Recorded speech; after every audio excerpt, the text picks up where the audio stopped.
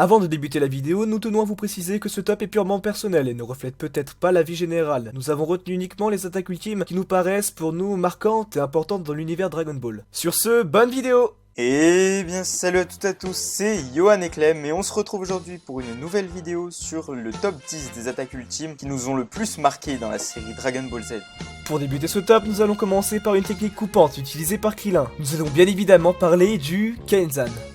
Pour utiliser cette technique, il suffit simplement de mettre sa main en l'air et d'accumuler son énergie dans sa main, ce qui va provoquer un cercle d'énergie très mince mais énormément coupant. Si l'adversaire reçoit cette attaque de plein fouet, elle peut être létale, mais elle est malheureusement facile à esquiver, comme dans le combat Nappa contre Krillin. Cette attaque est parue pour la première fois dans l'épisode 27 de la série Dragon Ball Z. Et en 9ème position, c'est une technique interdite qui peut coûter la vie à son utilisateur. Cette technique est la plus puissante parmi celles de Tenshinhan et c'est bien sûr le Kiko. Elle consiste à rassembler toute son énergie autour de ses mains et a la possibilité de viser son adversaire grâce à un zoom. Elle crée un énorme rayon sur l'adversaire, cette technique est énormément rapide, ce qui la rend quasiment impossible à esquiver. Cette technique est apparue pour la première fois dans l'épisode 99 de Dragon Ball.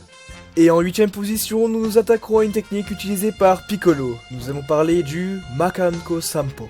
Cette technique consiste à concentrer beaucoup d'énergie au bout de deux doigts, l'index et le majeur, pour provoquer un rayon d'énergie en spirale.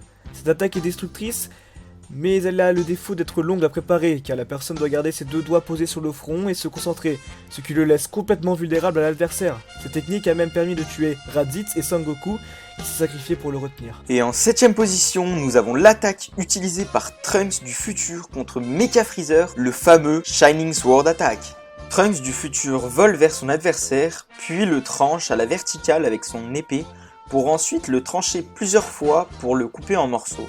Il tend sa main en arrière pour ensuite lancer une vague d'énergie jaune à ceux qui restent de son adversaire, le réduisant en cendres. Nous passons au numéro 6 avec la fusion des deux guerriers les plus forts de l'univers et son attaque ultime, le Stardust Breaker utilisé par Gogeta. Le guerrier attaque son adversaire avec un barrage de coups de poing rapide et puissant dans l'estomac pour ensuite survoler son adversaire sonné, puis lui asséner deux violents coups de genou derrière la nuque pour ensuite faire un salto arrière et lui afficher un violent coup de pied sur le visage pour le projeter. Gogeta atterrit sur le sol, lève sa main gauche en l'air, puis charge un arc-en-ciel, puis enfin il se retourne, écrase cette sphère dans sa main, jette cette énergie dispersée sur son adversaire, qui a d'ailleurs un effet retardé d'environ 5 secondes, pour se désintégrer à l'intérieur de son adversaire et le tuer. En 5ème position, nous avons l'explosion finale qui est une technique de Vegeta sous sa forme Majin qui l'utilisera pour essayer de tuer Majin Buu. Pour commencer l'attaque, Vegeta rassemble son énergie vitale et la convertit en puissance, créant une aura jaune qui forme une spirale autour de son corps. Puis Vegeta fait exploser son énergie vitale comme une gigantesque bombe. Cela crée alors une sphère sur plusieurs kilomètres dans laquelle toutes choses sont réduites à néant. Suite à l'utilisation de cette technique, Vegeta meurt sous la forme d'une statue. Numéro 4, avec une technique propre au personnage de Vegeta, le Big Bang Attack. Pour cette attaque, Vegeta n'aura besoin que d'un seul bras avec sa main ouverte et les doigts vers le haut et la paume vers l'avant. Il concentre de l'énergie dans cette main pour la projeter sur son adversaire. Les dégâts sont catastrophiques, car C18 fut détruit sur le coup, il ne restera d'ailleurs plus que sa tête, alors que la technique n'était pas utilisée à son plein potentiel. Et en 3ème position, nous avons le Final Flash, qui est une technique de Vegeta et l'une des plus puissantes. Pour cette attaque, il doit augmenter sa puissance au maximum et rassembler le plus d'énergie possible. Il écarte les bras et les jambes afin de la libérer plus facilement. Toute l'énergie est ensuite concentrée dans les mains, qu'il tend en avant pour projeter un rayon d'énergie dévastateur sur l'adversaire. Numéro 2, avec la technique combinée de Son Gohan et Son Goku, le fameux Kamehameha Père-Fils. Pour cette attaque, Gohan envoie un super Kamehameha sur son adversaire qui va essayer de résister. Ensuite, apparaît l'esprit de Goku derrière lui dans la position d'un Kamehameha et lui crie « Maintenant !» Gohan recule sa main en arrière pour charger plus d'énergie tout en augmentant la puissance de son attaque, emportant son adversaire et en lui infligeant une énorme quantité de dégâts.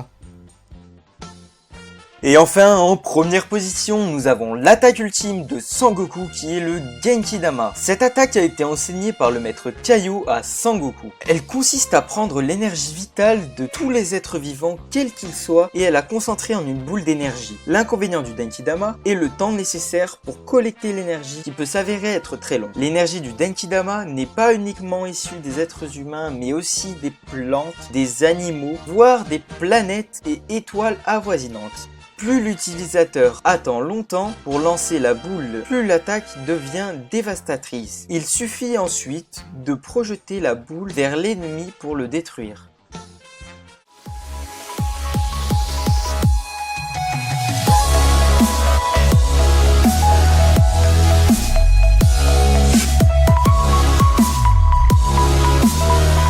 Pour cette petite information bonus, je vais vous énumérer tous les personnages de Dragon Ball Z, sans les films et les OAV, qui ont été touchés par le Genkidama, avec Vegeta dans l'arc Saiyan, Freezer dans l'arc Namek, et enfin Boo dans l'arc Boo. Sachant que le seul personnage tué par cette technique est Boo.